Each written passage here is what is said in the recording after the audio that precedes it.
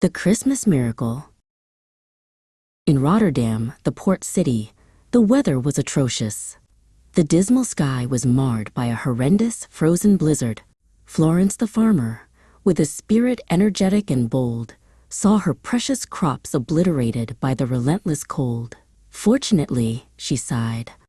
Unfortunately, she groaned, as her manual tractor stalled and the stiff engine moaned. The current frost was a dire omen, an eyesore of white, jeopardizing the harvest on this dreadful dark night. At the bakery, Beatrice found things had gone pear-shaped fast. Her superstandard oven gave a malfunction and a blast.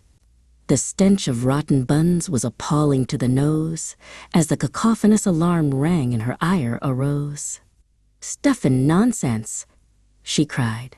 "Back to the drawing board I go, for this wreck of a kitchen is inconsistent and slow." Her itinerary was thwarted, it was redundant and marred.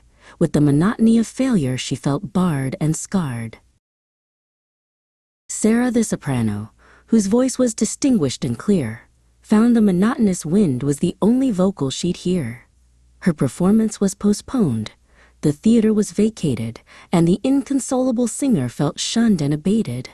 "The demise of my concert," she wailed with a fury. "The circumstance is abysmal. I'm the judge and the jury." She was livid and crestfallen, her fame on the wane, as the incessant sleet rattled against the window pane. Beneath the Markthal's high ceiling, where the scent was sour, Florence met Beatrice in the city's direst hour. "My cargo is frozen," Florence berated the sky. "And my dough is substandard," was Beatrice's cry. They didn't squabble or bicker or quarrel or dispute, though the lack of success was irrevocable and acute.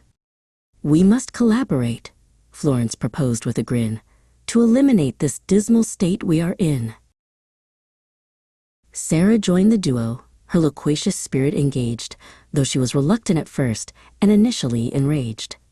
"My vocal cords are adequate, albeit a bit tense, but to omit Christmas dinner makes no logical sense." Beatrice complimented the singer's superior height. "Your vocal power can guide us through the horrendous night." They refused to resign or to forfeit the day, determined to intervene in a magnificent way. Florence used her energetic strength to haul and to heave, bringing tons of fresh carrots that she'd managed to retrieve. She wouldn't falter or relent or give in to the sleet, even when the erratic wind knocked her off of her feet.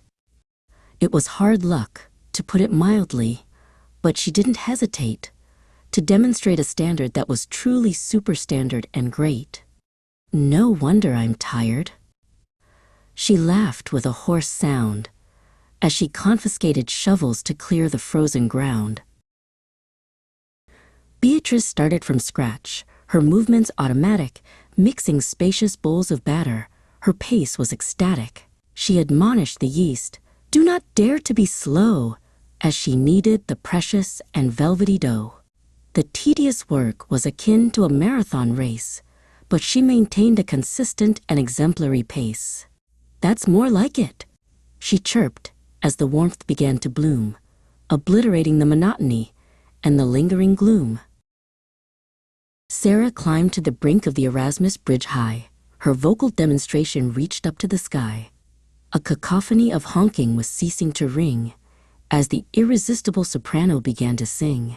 Her vocal was vibrant, vocal and strong, a light at the end of the tunnel, a joyous song. She didn't mimic or imitate or stutter or fail. Her shimmering notes pierced the atrocious white veil. The people of Rotterdam, distraught and crestfallen, heard the vocal summons like a miraculous calling. Florence and Sarah led them to a spacious town hall where a miracle waited for the great and the small. The dilemma was over, the peril was past. A superstandard Christmas had arrived at long last. "Are you for real?" asked a child, reduced to tears of delight, as the former dismal darkness turned vivid and bright. Beatrice served the feast, an exemplary spread, while Sarah sang carols that could wake up the dead. The ultimate victory. The wrong was made right.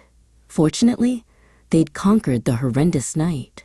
No longer inadequate, lackluster, or sour, they'd used every second and every qualified hour. With a ton of enthusiasm, their miracle was complete. In the heart of the city, on every Rotterdam street,